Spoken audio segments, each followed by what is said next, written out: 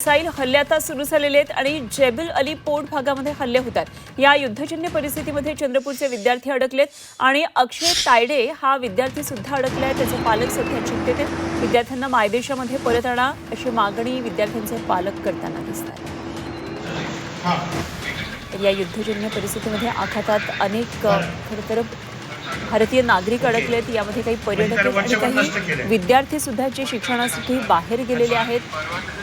जेबल Ali port भागामध्ये हल्ले होत आहेत आणि या युद्धजन्य परिस्थितीमध्ये चंद्रपूरचा विद्यार्थी अडकलेला अक्षय तायडे हा विद्यार्थी सुद्धा यामध्ये अडकलेला आहे। त्याचे पालक सध्या चिंतेत आहेत। त्याला व्हिडिओ कॉल करून काय नेमकी परिस्थिती आहे जाणून घेतात।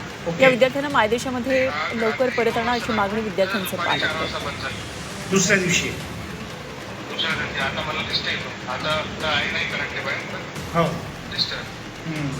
भारतामध्ये परतण्यासाठी युएईतले कित्येक नागरिक जे अडकून पडलेले ते मस्कट मार्गे भारतात परतू इच्छितात, परंतु आता तिथली पण बुकिंग फुल होत आहे आणि त्याचे रेट्स पण हाय झालेले आहे।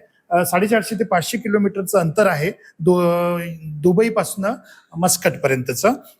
बाय रोड जावं लागतंय, पण अडचण अशी आहे की ओमान मध्ये शिरल्यानंतर ते तिथे त्यांना एंट्री देतील,